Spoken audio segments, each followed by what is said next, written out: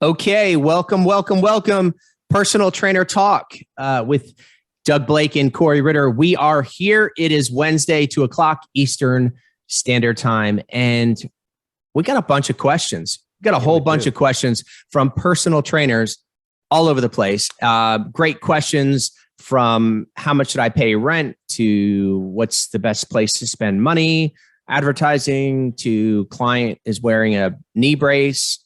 How to train them. And we have one from last week that we never got to. The old drinking, how much water to drink. The old follow-up. That one's the top of the list. That one's on the top of the list. Douglas, what's going on? Yes, what's going on, big guy? How you doing? I'm doing, man. Doing all right? Man, I need to have two of me. I feel so good. Oh my gosh. You know what I'm saying? Yeah, man. Guess what I got things are good. Guess what I got in today from my plant guy out in Tampa. What'd you get in? I got a couple of plants in today that I ordered. Yeah. Really? What do you mean? Like they showed up at the house? Yeah. I get them shipped. And Katuk, I got another Katuk plant. I got a amaranth. You ever heard of amaranth? No. I've been wanting to grow amaranth for a while. It's a grain, very high protein grain. Yeah. Okay. Yeah. And then I got this African mint leaf potato plant. Dude, I'm telling you, you should just move out west. Just keep going west. Like if you keep growing, just go west and find some property in the middle of the state of Florida, next to like U.S. Sugar Company, and just grow everything and anything that you can that the Florida heat will allow. What do you know about U.S. Sugar? Hey, what I know about U.S. Sugar is this. A long time ago, I would cross the state of Florida for work, and they'd be burning the fields. And what I didn't realize what they were doing was they weren't burning the fields necessarily to like start over. They were burning all the sugar cane and all the leaves off of the sugar cane. And then what they would do is they would harvest the cane itself. And that's where they got the sugar. But instead of bringing in all of this with the leaves on it, they would burn all of the sugar cane. Oh, wow. Then they would harvest, they would cut it, bring it into the plant and squeeze the. So it was just enough to get rid of the leaves and outer. And then they would start over. So anyhow, I have no idea what any of that has to do with personal training. Guys, thank you so much for tuning in. We appreciate you being here. We appreciate your questions. We hope that we share some information with you today that is helpful in your journey of becoming an industry-leading personal trainer.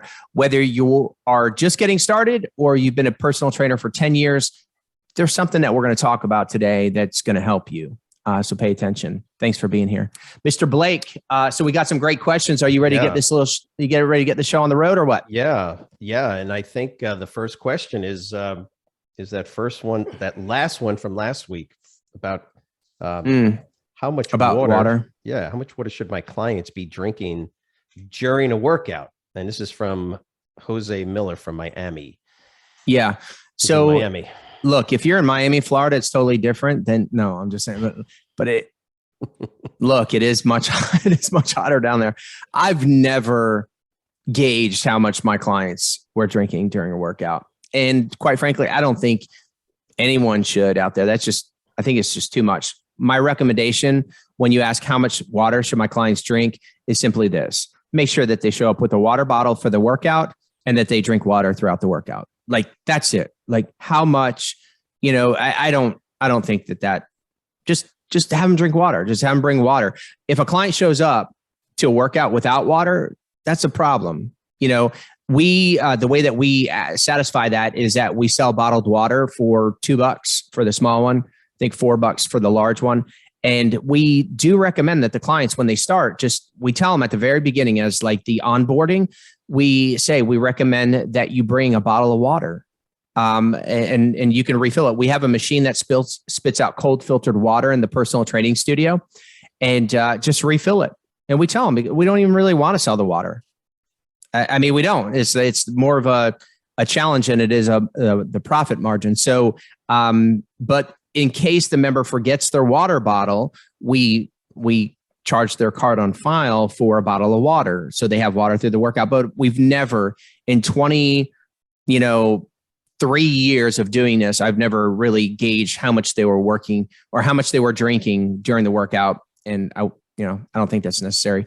Doug, it's funny. It's funny because, yeah, I mean, that's, the way I always looked at it was just drink more than you're drinking. Just drink, for the most part, 99.99% of the time, I don't care how much water you've drank during the day, just drink more. Right. Yeah. I have a little PTSD from saying that, like, I don't know if you remember this. And I told you the story. I told them on live news on CNN headline news, drink as much water as you possibly can. It was like a figure of speech. I wasn't, and right. I got bashed by people saying, do you not understand water intoxication? And I'm like, oh my God. Right. Hypertoxicity. What do they call that? What is that called? Hydrotoxicity, I think. Yeah. Again, it happens in 0.01% of the population. So to answer your question is, look, if you're looking for a number, it's like anything else, 64 ounces. I don't know. The best we always use the. Did you just say 64 ounces per day? Yeah, that's kind of. Oh, I thought you were talking about in a workout. I was because as you said that, I'm staring at this bottle that's huge and it says 48 ounces. And I'm like, can you put that a little closer to the camera? Because I didn't see I was being facetious. Hold on. So, something like that. So they have these rules, and if you're reading a book or a textbook and you got to have an actual number, they talk about the 8x8 rule, 8 glasses of 8 ounces. No, don't do that, because again, it's like, by the way, it's like nutrition. I don't know what you need, because you're different than I am metabolically. So my answer is always just make sure you're drinking water, and then what is the best way to determine, simple, to know whether or not you're drinking enough water during the day or during a workout. Well, there's two things. Excuse me. There's two things. Number one is thirst, because if you are thirsty, you're already partially dehydrated probably, but that means you should be sipping and drinking. But the other is look at your urine. That's it. Look at your urine. If you're, and this is what doctors will tell you. This is what any medical professional will tell you. If your urine is dark, you probably need to drink some more water. If it's cloudy, you're pushing proteins, which means you probably need to drink more water. So in the end, like you say, I just have clients sip throughout their workouts and drink liberally if they want to drink liberally. Now, I remember I was getting a bodybuilder ready for a show many years ago, and she would carry around a gallon jug.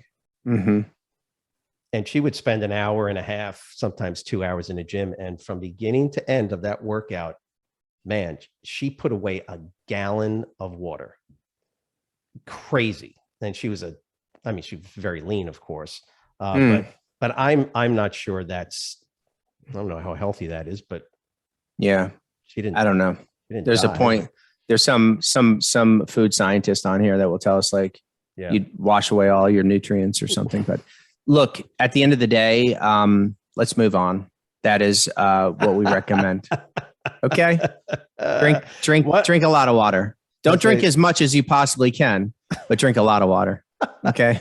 All right. We got somebody from South Bend, Indiana. Yeah. I see this here. Okay. I got this one. So what is the reasonable rent to pay a club owner for an independent training business? That's a great question. So I deal with trainers that pay rent all the time and scenarios. I've even thought about opening up a gym, a big gym, where it was literally just for independent trainers to pay rent, almost like a big barber shop with a bunch of independent barbers. I never decided to do that because I've, working on other projects, but I thought about that long and hard. So this is a great question. And the rent, I believe, should escalate. I believe it should be treated very similarly to renting a space yourself. So the way it works is that, maybe you get the first month free, okay, for example. And then after that, the first year is a certain rent. The next year is another rent. Third year is, and then it plateaus at a certain amount. I believe that you can negotiate this with most club owners, even if they've done a different arrangement. my recommendation for you as you scale up your business. Now, if you're not starting new there and you're rolling clients into that gym, and when I say clients, I'm talking like 20, 30 clients into that gym, no, then you should pay full rent day one. But if you're starting in there, I would negotiate at least the first month free, maybe 3 months free, with an agreement in place that it would escalate after that. And then the second year would go up, third year would go up. And at the end of the third year, you'd be static. How much? That depends on the part of the country that you're in. So for example, in downtown Manhattan, you've got trainers right now paying $3,000 a month, $3,000 a month as an independent trainer to run their personal training business in somebody else's gym. Then in Podunk, Alabama, you've got trainers paying $200 still. I mean, they're paying $200 and they can have as many clients as they want. Did you say Podunk? Podunk. I use Podunk. So it's all over the board. Depends on the market. Average America. Let me just say the average. I still feel it's right around $500 a month for an independent trainer. So you can use that as a baseline.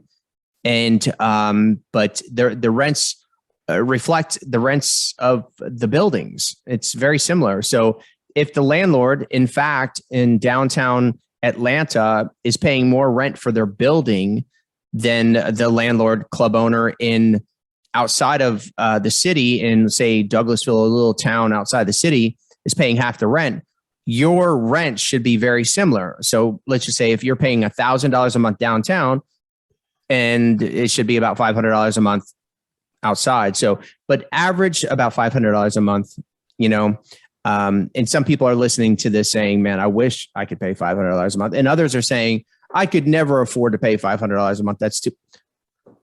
Well, come to Body Design University. Let us help you see the way of how the economics work. And aren't there some club owners that actually do like a scaled scenario where they actually look at the number of clients that you have and then scale it off of that? Like a percentage of your total? Yes. And I would totally not do that. I would, in fact, decide and look for a different place, even a lesser mediocre place, because when you do that, you're a glorified employee. Mm-hmm. That's all you're doing. Anytime that your income is tied to your business, you're like an employee. Why would you do that? Just be an employee somewhere. Then you get benefits and all these other things too. If you want to do that, because when you go up, your rent go up, and you can configure it however you want. But anytime, again, that your rent is dependent on the amount of clients that you have. So if you have more clients, more rent, less clients, less rent. That makes sense, but that's not why you got into business as an independent. You got into business as an independent to run your own business and have a flat rent fee that you would pay. And if you do really well and you work really hard, your rent doesn't go up. It stays the same. And again, I know that there's arrangements like this all over the country. By and large, gym owners don't even want to mess with it. And I know because I am one. Most gym owners don't want to mess with that. Why? Because logically, if a gym owner ever came to me and said, hey, well, I'm going to do this rent scale, it's silly. Why? Because then you're monitoring 10 trainers in your gym and how many clients that they have. Well, they got 22 clients now. I can tell, you're going to have somebody. It's silly. It's silly for the owner. It's silly for the trainer. And it's just simply better. It's best just to have a flat fee if you're going to be an independent. Otherwise, be an employee or be a 1099, but don't sign up for something like that. And look, you may have to pay right out of the gates, and that's fine. I'm just telling you, negotiate. Try to negotiate. And that's it. You got that, Molly? Great question, Molly. Thank you. Okay. Next one is from Darnell Prince. He's from Houston, Texas. What do you recommend my clients eat before a workout? Bacon double cheeseburger. Dude, that doesn't sound terrible, does it? I mean, you're not wrong. You're barely correct. But okay. I'm going to go with not the bacon. What do I recommend? An hour before is what I recommend. Okay. Some people are different. Okay. But an hour before, and what I recommend that they would eat in any other scenario. I don't eat nothing different, like literally a complex meal, protein, carbs, and fats. That's what I recommend. I don't recommend my clients, okay, before your workout, I want you to have this many carbohydrates, or I want you to have more protein, or I want you to, no, I'm literally just have a meal, but just about an hour before. That's usually what we recommend. We get asked stuff like this all the time in some way, shape, or form. There's always something about eating.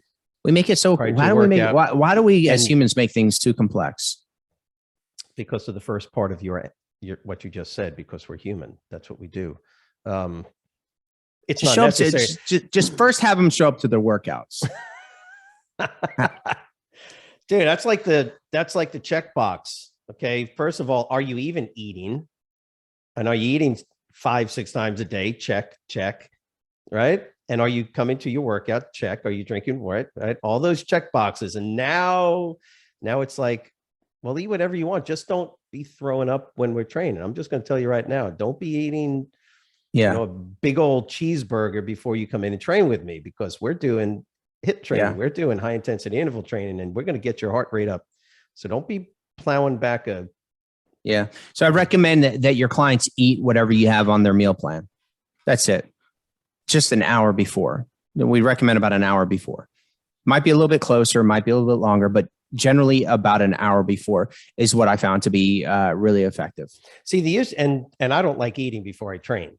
Because it just doesn't make me. I've got pretty good glycemic controls, but I just don't like having something in my stomach. But if they're going to eat something, then just make sure that it's comfortable for them. It's the problem is not what they're going to eat before. That's generally not the issue. It's the fact that people don't eat. Is that they wait? It's the fact that they don't 4 hours, 5 hours, and they haven't even eaten anything before they come in. So the content of what the food is, I'm just happy that they're actually eating on a regular basis. So how's that for an answer? Yeah, really. But that is a great question. Yeah. And you want to be able to tell your clients what to eat and simply just have them have a complex meal an hour before, and you're going to be in good shape. That's really it. Got another onboarding. By the way, guys, if you don't have an onboarding process or program, and it could simply be an email template. Ours has been an email template over the years, besides a little walk around the training studio. It takes 5 minutes and we show them off on their way. After that, we have an onboarding email. It explains all this. It's a great question. Give the answer to your clients before they ask it, right? Onboarding. Before your workouts, please eat a complex meal an hour before. When you show up to your workouts, please bring a water bottle. After the workouts, have a protein shake. You can put it in the cooler. If you forget, you could buy a protein shake. Have a little onboarding process. And it could be really simple. A one-time email that you send to them right after they sign up. All these questions so far have been in an onboarding email that we send to our new clients when they sign up. Including what to wear. All of those things are. Did I ever tell you a story? What to wear? Well, I mean, sneakers, literally. I've had clients.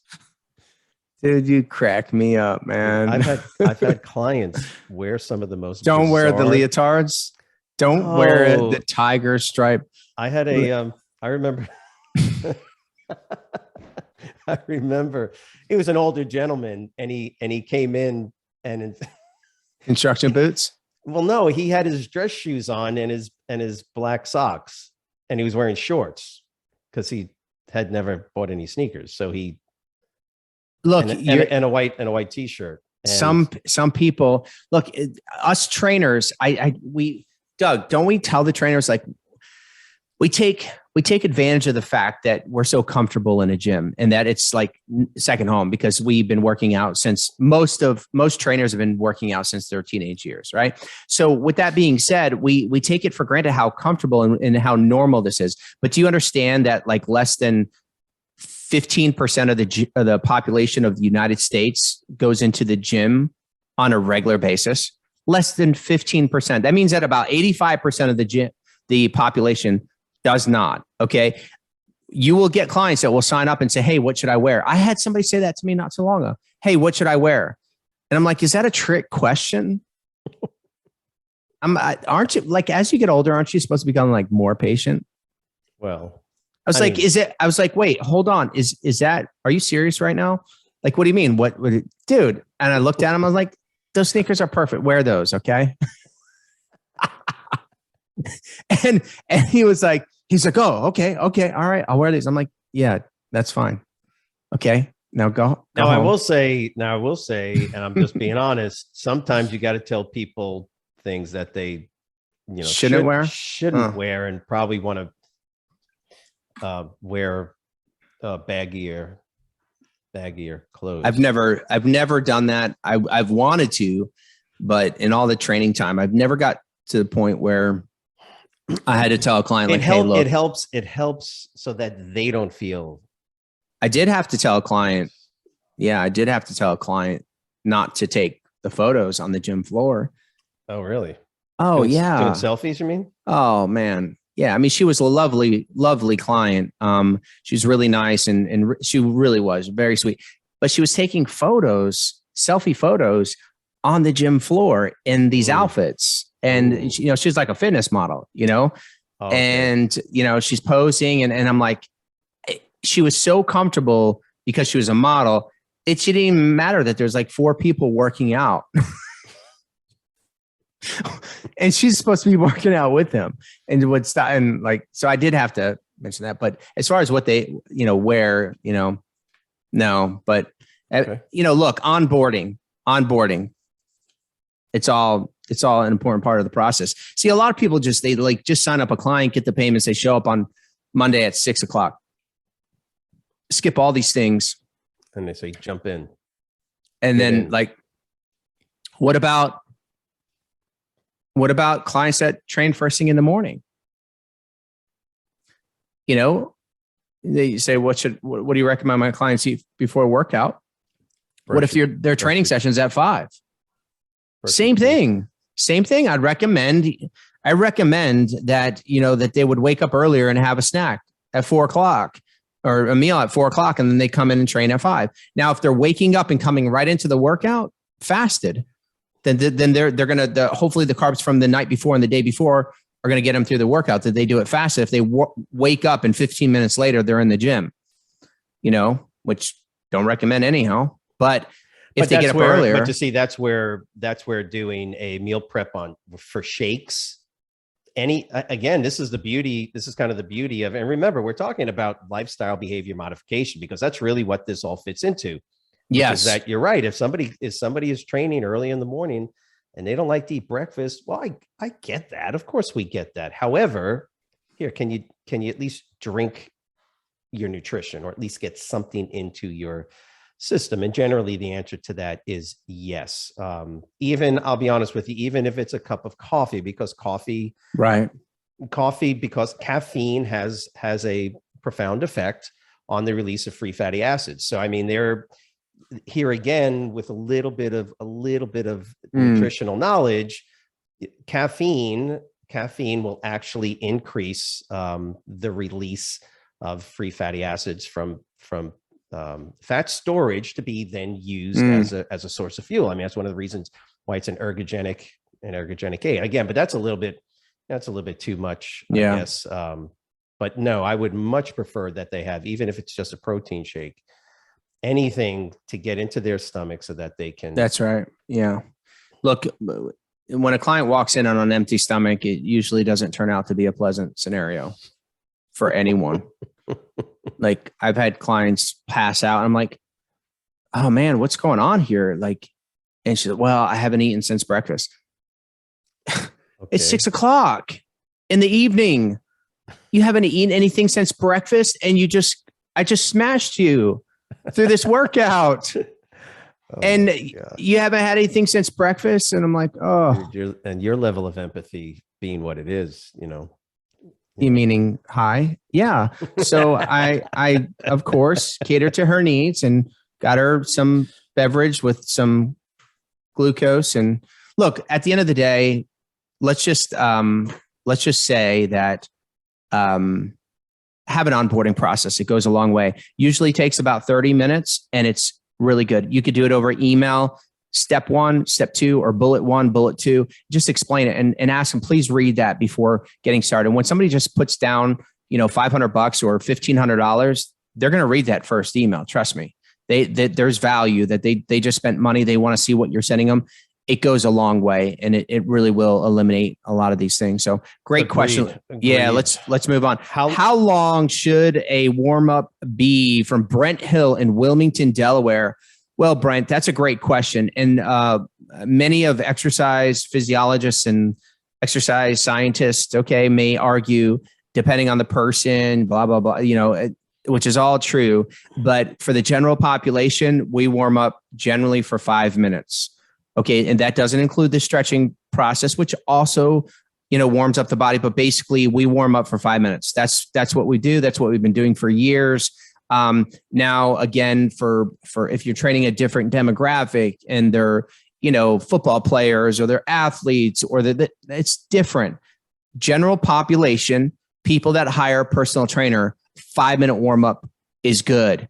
We also like to do and recommend that you do a site-specific warm up. So let me explain. Warm up, 5 minutes, get the blood flowing, right? Do some stretching, 5 minutes. But then when you start the weight training, depending on the split routine that you're doing that day, do a very light set as the first set.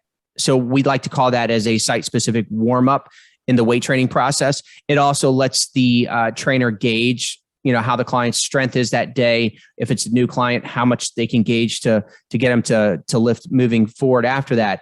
But it's just good on the joints, just good on the body. And I have no idea why. Doug can explain that part to you. But bottom line is that's what we've done. And we've gotten really good results and we don't get people hurt. So that's the period of time that we would recommend that you warm up. Doug? Well said. Yeah, if you do too much, you're fatiguing the client. And when we talk about our demographic, the average person that we're talking about, the amount of literature and research out there is sparse. Believe it or not, exercise science on the average person is not as prolific as you think it is. Most of the information, research, studies and papers are on who? Yeah. Athletes. That's right. So look, if you're dealing with takes a lot longer to warm them up. Sometimes an athlete, and it depends on the sport. So there it is. It's like, this is why we're always juggling information. Well, should I warm up with this? And you will you quit blocking my ability to share? I want to share something while you're talking. Dude, I can. Because that's a level. It's a level I want to play at now. I can do whatever you need me to do. Watch this. Oh yeah. So the point is that there's a lot of information out there about a completely different demographic. And so if you're a personal fitness trainer, you're dealing with what we call the average, apparently healthy person. A lot of what we read and we get through our certifications and education are not as relevant for that demographic. And so why are you doing a half-hour warm-up? Well, that better be an athlete that you're, and it also depends on the type of training you're doing. So, we always talk about this in the live course, how when we're talking about the exercise component, and what do I tell the students? Top level marathoners, these guys that are running 26 miles in like 3 hours, 2 hours. They warm up at an hour? They don't warm up. They get out of their car, they get their stuff, then they walk over and they get signed in. And then they go do a little bit of this, a little bit of that. And then they run for 12 miles out of the 26, or I'm being facetious. Right. But their first 3, 4, sometimes 5 miles is a quote warm up for them for that activity. And now you got a power lifter, like a competitive power lifter. Well, he or she does not have to necessarily do a high-level cardiorespiratory warm-up. They normally do, and I would always have my athletes do some sort of warm-up, 10 minutes or something. But then what you just said, this site-specific, that becomes a much longer duration type of warm-up. So if you're bench pressing, you're doing anywhere from 5, 6, 7 sets that are site-specific warm-up. So you see all of a sudden the conversation takes us into a totally different demographic, but the apparently healthy individual who is at a low level of physical capacity and physical output, who has a lower fitness level, they're not going to get up to such higher and higher levels of physical output like an athlete gets to, that they need a longer, more stepwise warm-up to get there. Their physical capacity starts from here and gets up to here. So they don't need an extensive warm-up to get their metabolic physiology. Depending on where they parked in the parking lot. Some people are warmed up. Okay. That is so true. They might be warmed up by the time that they get into but I just showed you a screen. This is the breakdown of the workout. You could take a look at this. I'll explain it real quick, but basically we do a 5-minute warm up. We do 5 minutes of stretching. This is total body. We do a total body warm up. Okay. There's a routine that we do. There's a routine that we do for the stretching. It's a total body stretch routine, regardless of the muscles we're training that day. Every workout, we do a total body stretch for 5 minutes. Okay. 25 minutes of high intensity weight training based on the split routine, the muscle groups that we're training that day. And then we do abs and core. And then we finish off with 20 minutes of high intensity interval training for fat loss. This is the program, and this is the program that we recommend for the general population. This is proven to deliver the most effective results.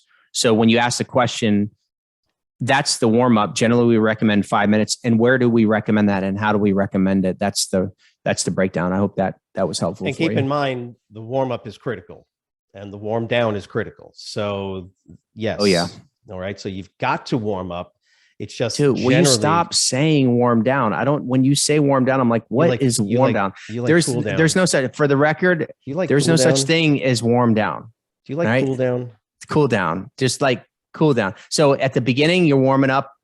At the back, you're cooling down. You're trying to take this heat that's going, and you're trying to cool yourself. Look, I'll try. Warm down. I'll but try, but work on it. Since those people in my generation coined the phrase. Yeah, I guess you can call it whatever you want, I guess. All right. Aaron Glover from Durham, North Carolina. I want to do training part-time. Should I do online instead of one-on-one? That's a great question. Oh, I want to do training part-time. Should I do online instead of one-on-one? Yes. The answer to that question is yes. I could spend a lot of time talking about why, but it's yes, primarily because setting up a successful one-on-one business is not something that like you want to do part-time. And if you do, you want to like kind of trickle over it. Like you don't want to put in a lot of energy or effort to doing it. Now, maybe that's your thought process, but like personal training requires advertisement promotion for one-on-one and having consistency. I don't know that I would do that part-time. I just don't. So I generally don't recommend anyone do personal training part-time unless you're just doing it for the love and it's just really just little supplemental income. It's not important to you how many clients you do or do not have.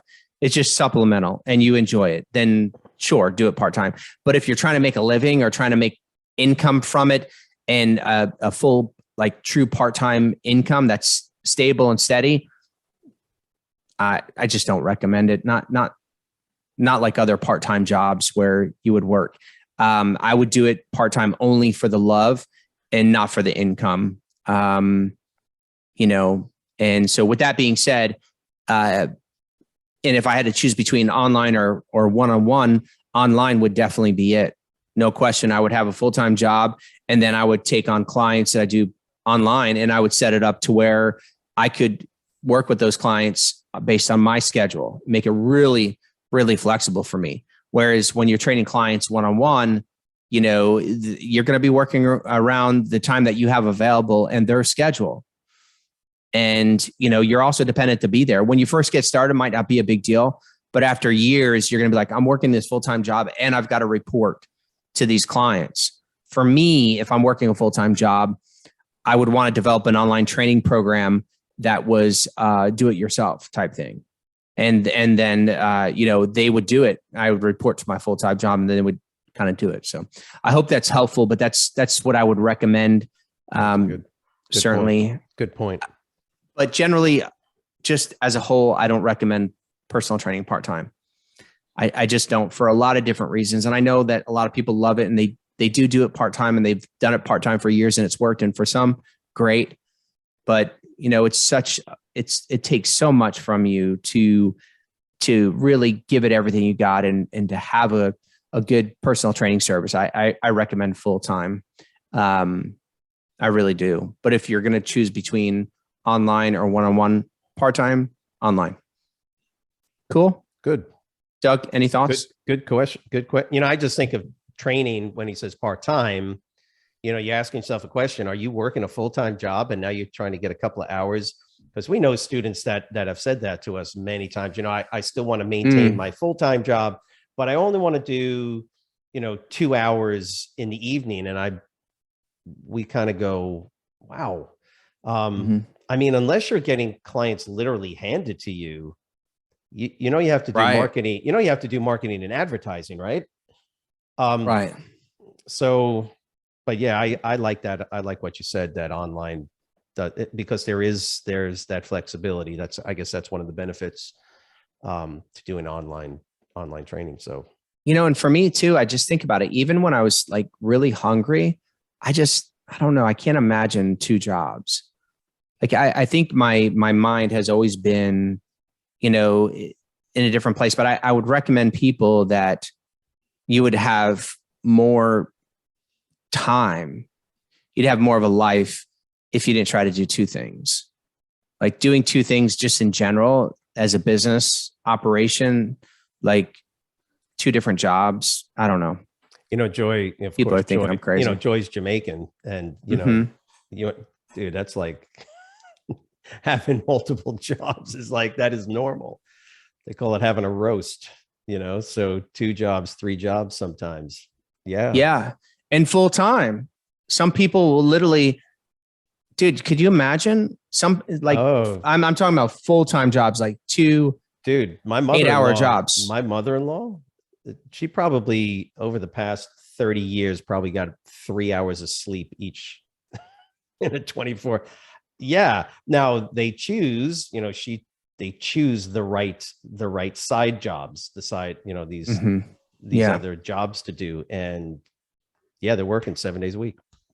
7 days a week. Yeah. So anyhow, that's our recommendation. What do we got up next, Mr. Blake? This is from Erica Snyder from Carterville, Kentucky. Carterville. Okay. Where is the best place to spend money on advertising? My budget is about $150 to $200 per month. So best place to spend money on advertising. I don't know where Carterville, Kentucky is, so I don't. Yeah. Great question, Erica. Depends on your business model. If you're online training, then certainly Facebook is still the winner. Facebook and Instagram. If it's in person, Google is definitely the winner. No question. So let me repeat. If you're doing online training, Facebook, Instagram. If you're doing in person, Google. And you could get clients in person through Facebook and Instagram, but no question. But Google for high ticket clients that are close, that's what we've seen to be the winner for sure right now. We're looking for some other players to step out, and there's going to be some other, we're still testing TikTok and other platforms, but right now, 150 to 200, we're going to need to scale that up. Erica, we're going to need to increase that budget. That's a good start, but we need to scale it up. Okay. She might have to, she might have to do the little boxes, I guess, look, you do what you can with what you have. Look, you got a budget that you're starting with, but we're going to want to scale that up at least $20 a day. $600 a month. Okay. That's what I recommend, bare minimum, for personal trainers if you're doing this full time. And if you're doing it part time, I don't recommend advertising at all if you're doing it part time, because you're going to lose so much business because they're going to want to train at times that you're not available. So I don't even recommend it. But if you're doing it full time, minimum budget, $600 per month. We can help you a lot in a live course on that. I mean, that's really where the business component really shows its benefits. Oh yeah. We can teach you the machine, how to build the machine, from writing the advertisement, what to say, how to say it, to the landing page, to getting them in an operating system and a billing system, and having them as a reoccurring revenue client that you provide incredible service to. So great question. Good one. For you, if you're in person, one-on-one or group, Google. If you're doing online stuff, Facebook, Instagram. So when you're doing Google and you do Google ads, what do you do? How does like Erica start that? How does she do that? How does she start that? I mean, literally all she's going to do is just literally go on Google and type in Google ads, now called ads, literally. But Google ads, and you set up a free account with Google ads, and you create an advertisement. You select the keywords. So for example, Erica is in Carterville, Kentucky. She would have keywords like personal trainer Carterville personal trainers in Carterville. She would set up all the keywords that make sense for her location. So when people were in Carterville and they search, that personal trainers near me or a Carterville personal trainer, she comes up. And then she's able to establish her budget. She's got to tie that ad to a landing page, not a website, but a landing page that is copywritten specifically for people that want to hire personal trainers. And then the person opts in through that landing page, comes into an operating system, and they get sent to a schedule where they can schedule a consultation with Erica. It's a really incredible system, and basically, all those pieces have got to be in place. I work with different trainers, and I just say, look, if you don't have those pieces in place, and Erica, I'm assuming that you do, but if you don't, the question wouldn't be like, what should the budget be or where to spend it? Because the answer would be like, don't spend any money advertising until those things are dialed in. I can't say that enough. Meaning this, as long as Erica, you have a good copy of how you're going to write the ad, as long as you have a landing page where you're going to send the traffic from the advertisement, as long as you have a scheduling page like Calendly for them to schedule their appointment, as long as you have a follow-up thank you page explaining what they can expect next, all of those things in place. And on those pages, like, you got to have photos of you training clients, client testimonials, photos of the facility where you're at, a map and address. You check all those boxes, Google, in person, Facebook, Instagram, online. Cool. Man, you just make it you just make it so simple. Cool. Yeah. I mean, that's perfect. Got it. By the way, 3 more days, and the enrollment for the live course in Atlanta, Georgia, to become an industry-leading personal trainer closes in 3 more days. And then we will be holding our July live course, which is going to be incredible. We would invite anyone that's watching this, if you haven't already been, come through our training program. You're going to walk out of it a completely different personal trainer. If you're new and getting started, you want to start the right way, this is how you do it. You can go to Body Design U for more information, to get the brochure and schedule to speak to somebody. So great question. Let's move on. What do we got Ready next? for another question? Edward Acevedo is from Arkansas. All my leads are the new club members, about 100 a month, but very few sign up. I'm assuming for his training service. How can I increase my sales? So new club members. So apparently he's in a club, and that's where his leads are coming from. From new club members, and he's not getting, is not getting a high sign up. Yeah. So different from Erica, Edward is working in a gym. either as an independent or as an employee. And the way that I read this is about 100 new members are joining the gym a month. Great. Small to mid-size health club there.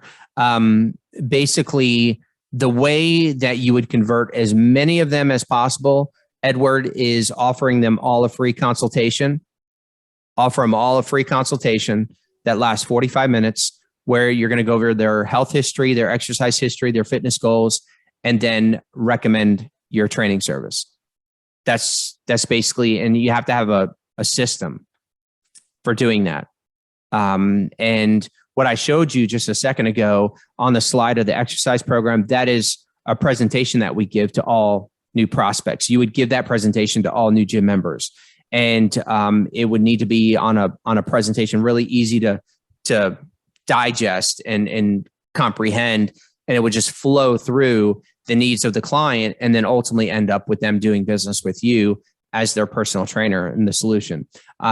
So the best way to increase your sales from those folks is offer them a free consultation, make it known in the gym that you're the trainer that offers the free consultation, and that they schedule with you. During that consultation, you're going to do a needs analysis where they're going to fill out a worksheet that goes over their goals, their health history, when they were in the best shape, any objections, have that all documented. And then you're going to explain how to exercise, how to eat properly, what your program is like. And then you're going to present them with, do you want to train with me 3 days a week, or do you want to train with me 2 days a week?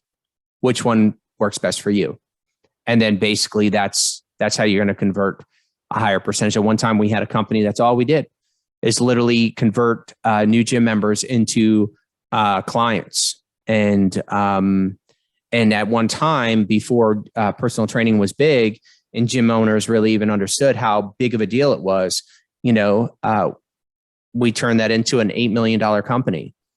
That was a big deal, and it was a big business. So I learned in selling that much personal training and servicing that many clients, how to do that. And that was the answer to increasing sales. Have a really fluid approach to all new members that join the gym that are, somewhat not sure of what to do or how to start or how to use equipment. Offer them a consultation and the ability to meet with you. So that's what we'd recommend.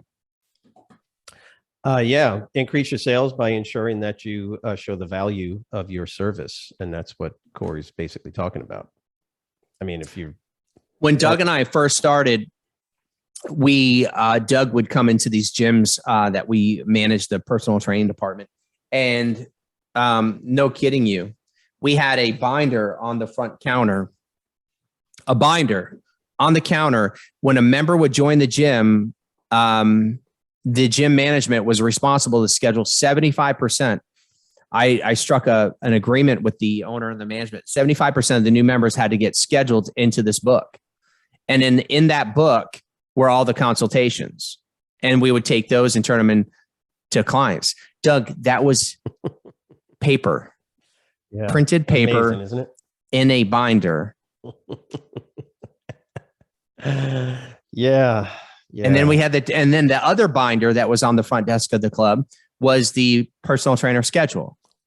Yep. You would flip it open. It would say Tom at the very top from 5 a.m. till 9 o'clock at night. And it would have all of his clients that were handwritten. I mean, think about that. Remember, we had the big calendar with all the trainers at the top and the day of the week. And it was, pencil and the good old days. Yeah. Yeah.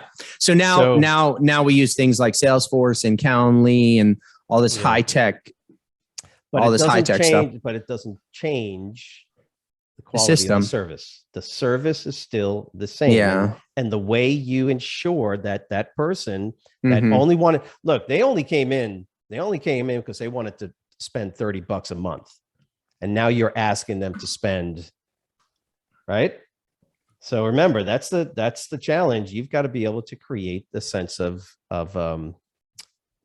quality servicing and value. Yeah. If you're not doing the sales, it's because they don't perceive the value in what it was. If you took them through a workout for 30 minutes, 45 minutes, you know, in the clubs that I've been at, we used to have elaborate. You remember the old, you know, take a new member and you give them the workout, and it'd be a red card and then a yellow card and a green card. And if they ever got to the gold workout card, that was like, man, right. Now I can sell them on. Right. Yeah. Elaborate. But you can do it. You can do it in one fell swoop if you show them the value of the servicing that you're going to, right. And normally the way you do that is you put them on a piece of equipment and you put the weight on really heavy, right? And just jam them up. Then they're like, oh, and they're like, here, hang on a second. You're going to need me to help you, right? There's a technique. Yeah. All right. Let's move on quickly from that one. Yeah. Edward, I hope that was helpful in Arkansas. I hope that was helpful. Okay, let's move on. How do I train a client wearing a knee brace? How do you train a client? You don't. No, I'm just playing. You just do anything you can to work around it. That's it. I mean, how do you train a client with a shoulder injury? How do you train a client with a wrist injury? How do you train a client with, an ankle? You just work around it. I mean, really, that's really it. That's the main thing. If a client is coming in with a knee brace and it doesn't give them the functionality, for example, to do a full squat, then you do a half squat. If they can't do squats at all, you don't do it at all. But what I would not do is work on the one limb, for example, and not the other. I would not do that. I would work the other parts of their body and do other things. For example, if they could walk, I would do some walking with them. If they can do light, low step ups, I do light, low step, both legs, as much as you can. You just work around it. That's really it. Doug, what do you think? Yeah. I mean, obviously that's an easy one because you just don't do anything. And obviously if they're wearing a knee brace, it would have been a physician, I hope, would have been the one, although that's not always the case, is it? Yeah, people doing the self-diagnosis. You've had clients walk in. I know because I've had it 1,000 times. If I've had it once where they come in and I'm like, what happened? Why? And my first question is, well, why did the doctor have you wear a knee brace, or what was the clinical diagnosis? Right. And what's the answer? They just went to CVS. My knee was hurting me, and I just decided, and I'm like, oh, jeez. Yeah. So anyhow, the answer is it. Just work around it and don't do it. Yeah. Don't do anything that a client, Antonio, I'm sorry. That question was from Tasha Adams from New Orleans. Thank you. Great question. Moving on. Antonio Belton from Gainesville, Florida. I have a client with elbow tendinitis that is not getting any better. I'm familiar with that. How can I help her? You can help her by doing nothing. This is my opinion. Doug can probably help out. Do nothing with that elbow. I'm just telling you, I have probably caused some challenges for some of my clients with tendinitis, okay, in the elbow, and just stay away from it. Just literally let it heal, let the inflammation go away. Don't do anything with it. As we just talked about, work around it.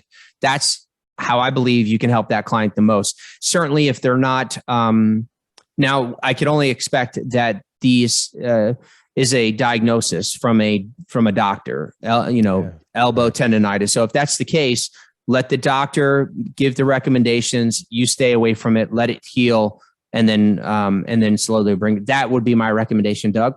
Yeah, this is where, we always have to kind of step back and ask some basic questions, which is it really tendinitis? Is that what your client said? Or is it because remember the term tendinitis is a clinically diagnosed condition. Just because my elbow hurts, right? My elbow hurts doesn't mean I have tendinitis. Now, come on, more than likely it probably is, but we want the physician to say, take it easy, or I'll be honest with you, I've trained folks where tendinitis is just, that's it. You got it. And because of your lifestyle, it's never going to go away. You know that. Dude, don't be so pessimistic. I mean, you look at your back, my back, my hip, I got pains all over now sometimes that's the reality for this individual. So now you have to work around it. And then the old, heat before and ice after. Sometimes that's all, but but look, during a workout, obviously the workarounds are designed for one thing. Just get rid of the pain. I don't want to be doing stuff. Look, that's why we don't do anything, right? don't do it. This hurts. Ow. Right. Well, then go into a nutrient. Dude, I don't even, if they got tendinitis, I literally. You tell them to go home? No, I say, look, no, don't be curling your arm. Not around me, buddy. Don't, no. But how do you, nope. But then how do you maintain how do you develop the beach biceps? The level of, I wait until it heals, and I hope that it does. And I've had clients that they've had it and it's gone away, but you're right. For the most part, once they have a certain level of tendinitis, and if it does go away and the inflammation, it comes back quickly. Mm-hmm. If it's especially in the elbow. Yeah. Especially in the elbow. And it's just, it's so painful. It's so uncomfortable. Yeah, it is. I mean, I've got to warm up. I got to warm my elbows up all the time because there's always some sort of, but in those type of cases, you're not, how can I help her? I help her by, by not doing by what the physician recommends. And the doctor might say, look, just don't do it hurts. Antonio, just don't do anything. Okay. All right, let's move on. I'm going back and forth on whether to install a TV in my training center. What do you think? I don't think so. I don't even like TV in the home anymore, much less a training center. Truly, I don't think so. I think if you're going to use a TV, we converted our massive TV screens to heart rate monitor displays. That's literally, we turned off the cable in the studio. Because none of it's good. It's all trash. Think about it. Like on TV, it's all trash. So we want to get them current with the news. No, the news is trash. Like sports. Wow. No, I don't want them focusing on that while we're training. So we just pulled the plug, and they're just big, oversized monitors for heart rate training, and they seem to like it, and we don't have any complaints. So I don't recommend that you install a TV in your training center unless it's for display for heart rate monitor. So all the clients that are training could wear a heart rate monitor, a chest strap or a wrist one, and it shows up on the screen. We like that. But we got time. Justin Bishop, that was for you. Great question. I understand. Do not get the cable. It's not worth it. Skip that. Next, we got time for one more question, Mr. Blake. What do we got? I live in California and was told I can write a diet for my clients. Is that true? Travis, that is a good question. Look, I haven't done it recently. Let me see if I can bring it up here real quick for us. But this is what I'll tell you is that anything's changed in California. Okay. So if nothing has changed in California, then you can write a meal plan for your clients. You can write a meal plan and not be breaking the law. And somebody might call us out on this, but if you know otherwise, let us know. Last we looked into it. In California, the state doesn't regulate that on trainers. So you can provide a meal plan, where in other states, if you even give it advice, not even a meal plan, but advice, like what to have for breakfast or what not to have, you're breaking the law of that state. So, but we always recommend, of course, go check, make sure you could do it with a quick Google search, California. But if nothing has changed, you can, which is really pretty incredible. I do. And I know that some trainers can recommend some really bizarre things, and that's on the client to make sure that they're hiring a good trainer. But I wish that all trainers in all states had the ability to make recommendations. And I wish some of these certifications did a better job with the nutrition science training. But that is what has given Body Design University, its path, because we provide advanced training in nutrition that certifications do not. So that's why so many people will come to Body Design University. Besides just the additional business training, we provide the exercise science training that most certifications do, but we also provide training in business and advanced nutrition, and to make sure that they understand the science on how to put together a meal plan for their clients. So, exactly. Douglas, what do you think? Exactly. Yeah. I mean, look, you got to deal with people's nutrition, and simply telling somebody to go to a nutritionist or a registered dietitian. Do I even need to say any more than Doug that? And I don't have the time, but if we had the time to tell you some of the stories of what some nutritionists out there know about nutrition, or nutritionists have prescribed to clients, okay? Yeah. You would be blown away. I mean, truly blown away by what some of these folks are recommending. And don't get me wrong, there's some amazing nutritionists out there, amazing registered dietitians that we really respect, but there's a lot that are very questionable. Yeah. Yep. Exactly. So, Doug, last words of encouragement for the week. Wow. And it's good we end on that one, because you got to do nutrition with people and you got to help them in their lifestyle behavior and modify it to get them to eat correctly. And yes, look it up, look in your state, and you'll be able to find it in the state statutes under, nutritionist diet, registered dietitian. Dude, words of inspiration, words of inspiration. Yay. Oh my gosh. Okay, guys, check this out. Being a personal trainer, it comes with a lot of responsibility. Okay. It is your responsibility this week and every week to get your clients the best possible results that you can. The things that we've shared on here, we ask that you apply them and go out and change some client's life. Let them remember you. If you do a really good job, and you will, okay, they will never forget you. Like, that is the case. And to make an impact on others' lives like this, there's no better job. So we appreciate you tuning in. Thank you for being here. Thanks for the questions. Dude, you nailed it. We hope that this was helpful. And as always, Mr. Blake dropping the little nuggets. Subscribe to our YouTube. Guys, if you haven't seen channel as well, if you haven't seen Doug on fire on our YouTube channel yet, you are missing out. If you're a personal trainer and you're not subscribed to Body Design University on YouTube, you're missing out, but we'd love to have you. Thanks so much for tuning in. We will see you same time next week, Wednesday, 2:00. Ciao. See ya.